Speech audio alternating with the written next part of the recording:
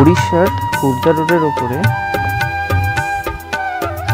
আরেকটা মন্দির, যেটাকে বলা হয় বরুণাই মন্দির। তো তোমাদের আজকে যেটা দেখাবার জন্য নিয়ে এসেছি সেই টেম্পল। এখানে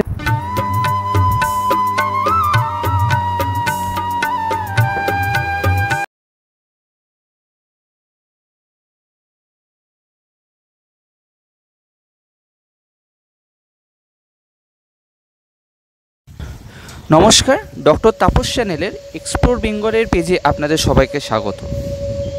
যদিও আজকের এই ভিডিওটা এক্সপ্লোর বেঙ্গলের কোনো ভিডিও নয়, এটা উড়িষ্যার খুর্দা রোডের একটি ভিডিও।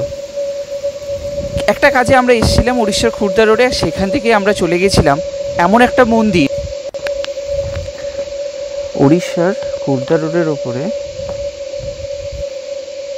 আরেকটা মন্দির, যেটাকে বলা হয় বরুণাই মন্দির। তো তোমাদের আজকে যেটা দেখাবার জন্য নিয়ে এসেছি সেই টেম্পল।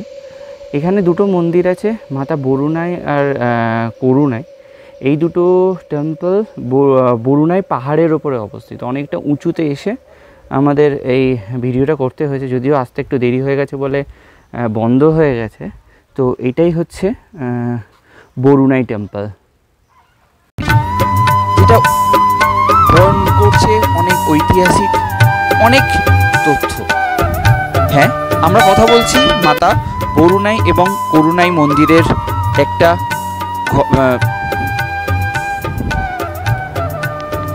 একটি ঘটনা।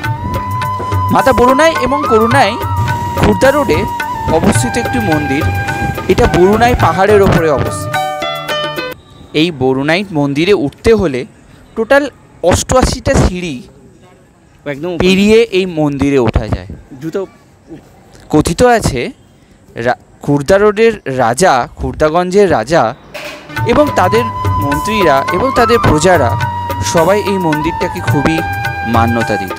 তাই যে কোনো সময় যুদ্ধে যাওয়ার আগে তারা এই মন্দির নমস্কার করে তবেই তারা যুদ্ধে যেত। এই মন্দির সম্বন্ধে আরেকটি অলৌকিক ঘটনা আছে। বলা হয় এই মন্দির নাকি স্বর্গে যাওয়ার পথ। এই মন্দিরের নিচে একটি জলের স্থান আছে, সেই জলটিকে প্রচণ্ড রকম পবিত্র মানা হয়। এটি হলো মাতা বরুণাই এবং করুণাই মন্দির। মা বরুণাই পীঠের এখানে সামনে একটা ছোট্ট পার্ক আছে। তো যারা বাচ্চাদের খেলার জন্য এই সুন্দর পার্কটা, কিন্তু সন্ধ্যেবেলা পর এটা বন্ধ থাকে। তো ডক্টর তাপস চ্যানেলের এক্সপ্লোর বেঙ্গলের আন্ডারে, যদিও এটা বেঙ্গল নয়, উড়িষ্যা। তো আরেকটা ঐতিহাসিক জায়গা আমরা এক্সপ্লোর করলাম, সেটা হলো মা বরুণাই অ্যান্ড করুণাই মন্দির। তো আশা করি তোমাদের ভালো লেগেছে। তোমাদের যদি ভালো লেগে থাকে তাহলে চ্যানেলটা কিন্তু সাবস্ক্রাইব আর ভিডিওটা কিন্তু লাইক করতে ভুলবেন না।